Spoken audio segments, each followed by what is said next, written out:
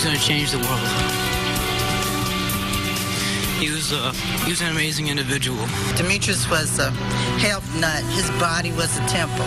It's a guilt for me because they have lost and my son was saved.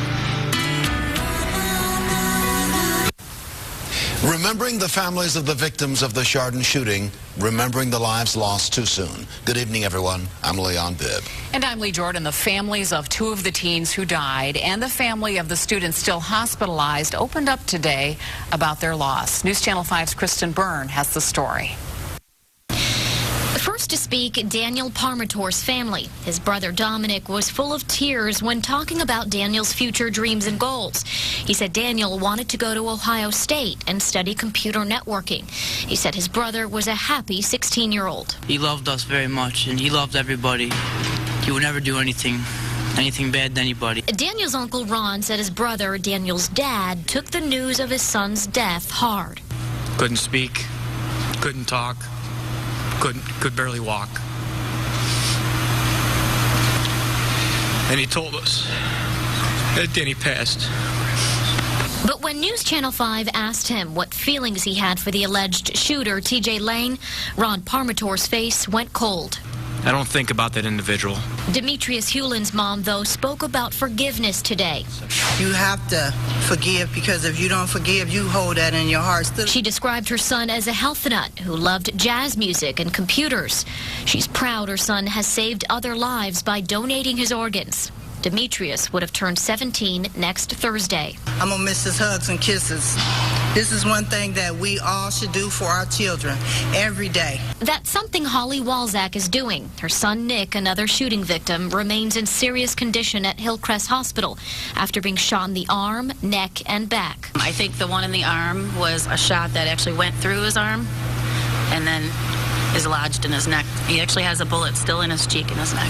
Walzak said Nick has no feeling in his legs, but his doctors are cautiously optimistic. She said he knows his three friends also shot at Chardon High on Monday died. Her heart is with their families. I feel for them every minute, every hour. Kristen Byrne, News Channel 5. And funeral arrangements are set for two of the victims. Calling hours for Daniel Parmatore will be held from noon to 8 tomorrow at the Monreal Funeral Home. The funeral is Saturday at 10 o'clock at St. Mary's Church. And Demetrius Hewlin's visitation will be Monday from 3 to 7 at the Burr Funeral Home on South Street in Chardon. Demetrius's funeral is Tuesday at 10, also at St. Mary's Church in Chardon. And we've just learned visiting hours for Russell King Jr. will be held next Wednesday from 2 to 7 at the Burr Funeral Home. That's on South Street in Chardon. His funeral will be at 10 Thursday, also at St. Mary's.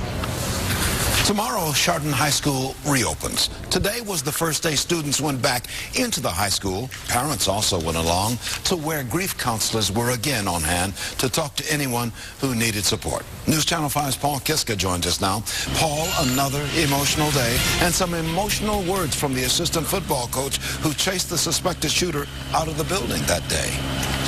And what a guy he is. He spoke at that news conference here at Chardon High School around 4:30 this afternoon. You know, Coach Frank Hall said he is not a hero, but there's a lot of people who kindly disagree, saying he potentially saved lives by his actions. He said that about an hour and a half ago on what was another long and emotional day here in Chardon as his students headed back into the classroom. To the families of Danny, Demetrius, and Russell, I want you to know I was with them. I prayed with them. I wiped their tears.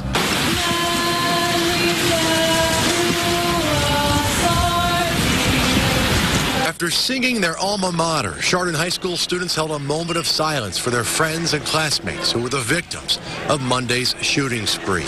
Then students walked together from Chardon Square to their school as the community turned out to embrace them and welcome them back. If someone asks me, where are you from, and I say Chardon, and they look at me and with maybe fear in their eyes, it doesn't matter. I am this community, and I am proud of it. Students returned to school today with their parents at their side and filled with mixed emotions. Tomorrow, Chardon students return for their first full day of school. The police, they came, they reacted really well and everything, so not that scared to go back to school. It's a little scary again, but I mean, I think that all our teachers are going to be with us too, and I know that they care about us, and we care about them, and I think that together it's going to be okay. I'm here to tell you that tomorrow our schools will be open. Our teachers will be there. Our administration will be there. Our parents and community.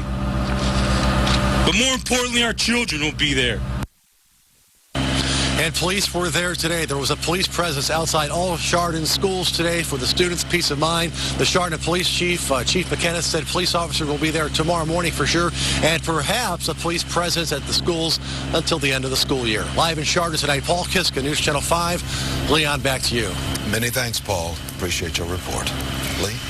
The teen accused in the shooting, 17-year-old TJ Lane, has now been charged. Lane is charged with 3 juvenile counts of aggravated murder, plus 2 counts of attempted aggravated murder and 1 count of felonious assault.